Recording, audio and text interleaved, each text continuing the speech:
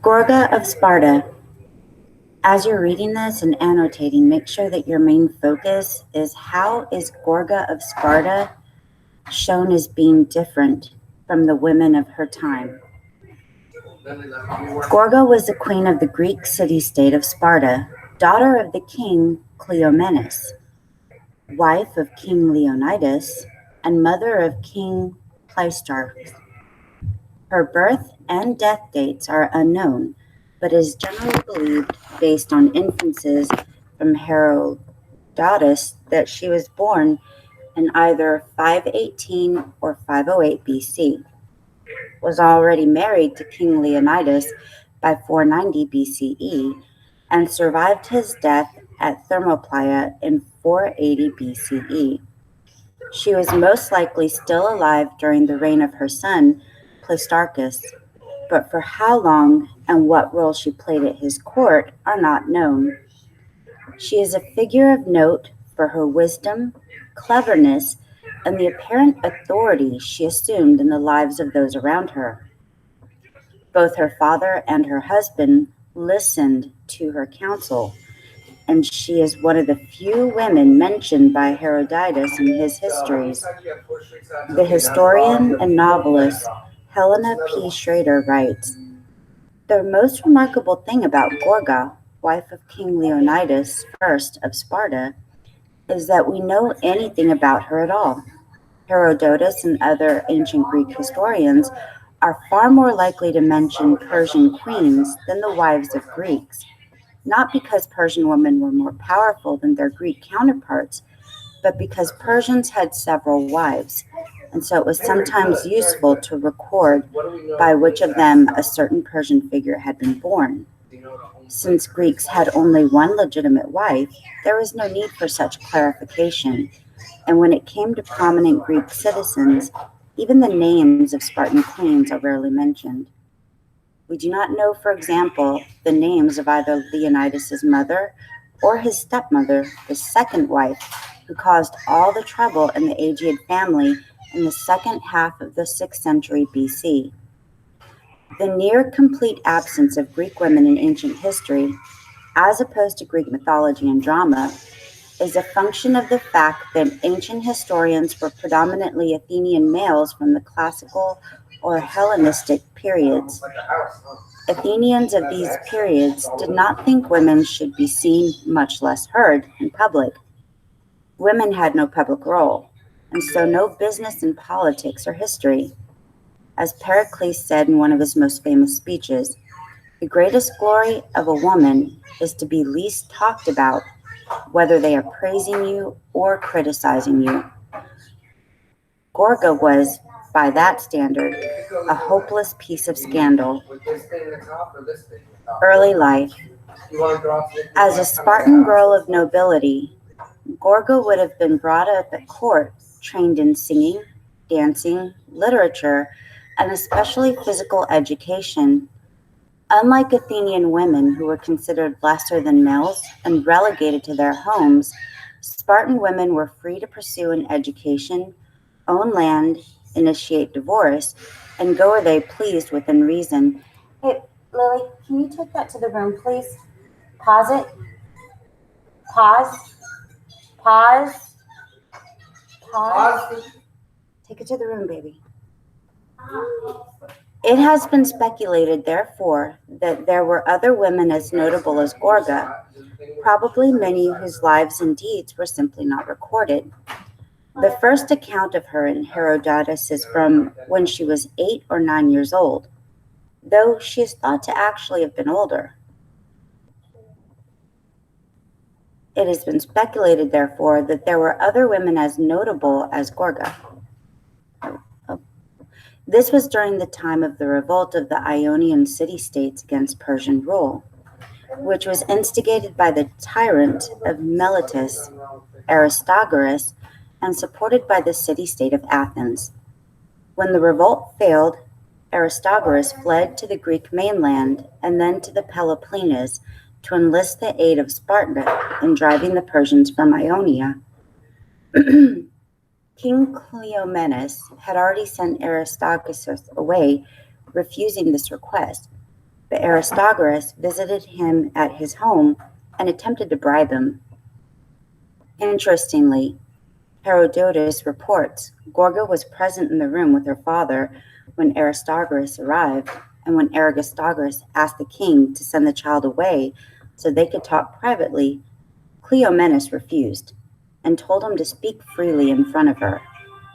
Aristogoras then offered him a substantial bribe for his assistance, which was declined.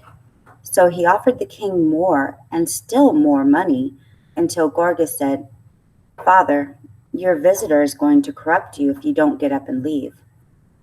Cleomenes took her advice and refused Aristogoras' bribe. Schrader writes, "In no other Greek city but Sparta would a female of any age have been allowed to present, much less heard and heeded, at a meeting between heads of states." Gorgo's advice was also more remarkable because it was good. It was Athenian aid for the Ionian revolt that brought the wrath of Persia down on mainland Greece, leading some people to quip that it was easier to bamboozle 30,000 Athenian men than one Spartan girl. Marriage to Leonidas. In 490 BCE, Cleomenes died, leaving no male heir to the throne, and so his half-brother Leonidas became king. Leonidas and Gorgo were already married by that time, and so she became the queen of Sparta. It is during this period that Herodotus' other tale concerning her takes place. The Persians, under King Darius I, tried to invade Greece in retaliation for Athens' aid to the Ionians Greek in 490 BC, but were defeated at the Battle of Marathon. When Darius died, his son, Xerxes the Great, swore to complete the work his father had begun and assembled the largest army ever put into the field up to that time. When Xerxes was preparing his war machine, a man named Demaratus was living in the Persian city of Susa. Demaratus had been co-ruler with Cleomenes until 491 BC, when Cleomenes had been forced into exile after a political dispute. Demaratus became aware of Xerxes' plans for the military campaign to Greece and wanted to warn the Spartans, but he did not know how. Susa was deep in the Persian Empire, and any message being sent towards Greece would most likely be apprehended by Persian officials before it reached the border. Herodotus writes, "This was very risky. What if he should be caught?" And the only way he could find to get the message to them was taking a folding writing tablet, scrape off the wax, and write about the king's decision on the bare wood of the tablet. Then he covered the message up again with melted wax, so that during its journey the tablet would not arouse the suspicions of the guards on the route. When the tablet reached Sparta and was brought to the king, no one knew what to do with it. While they were puzzling over why Demaratus would have sent them a blank writing tablet and what it could possibly mean, Gorgo deduced that it was probably a message sent encoded. She suggested that they scrape off the wax, and when they did, they found his message about the Persian invasion. No, yours is right. They sent word to Athens and the other city-states, which enabled the Greeks to prepare for war.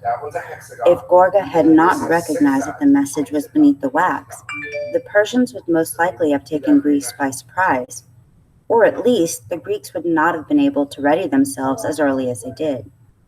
It is also to Leonidas' credit, and that of the Spartan court, that they were not foolish enough to ignore a suggestion simply because it came from a woman. It is interesting to speculate on what would have happened if the message had been sent to Athens instead of Sparta. Leonidas, of course, would become famous for his last stand at Thermopylae with his 300 Spartans during the invasion of 480 BCE. Schrader writes, "When Leonidas marched out to die at Thermopylae, Gorgo asked him for instructions. His answer was a final compliment to her. He said, 'Marry a good man and have good children.' Not sons, children.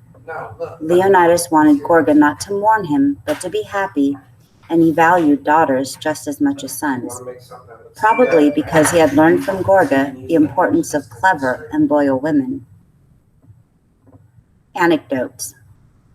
A number of anecdotes have been attributed to her, which evidence a strong and intelligent woman. Once, when she was visiting Athens, a woman asked her why it seemed only Spartan women could control their men.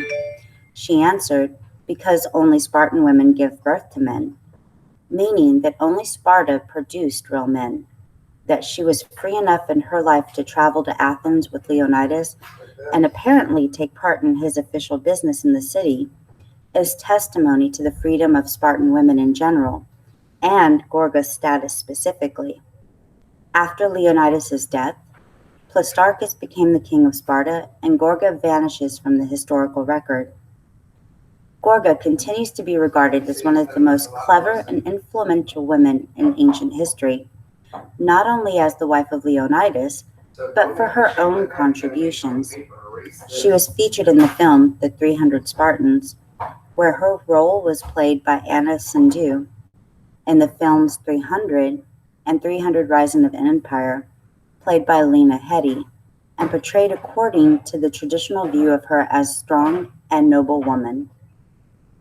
After reading this, how does Gorgo compare to the way that women were treated and thought of in ancient Greek time?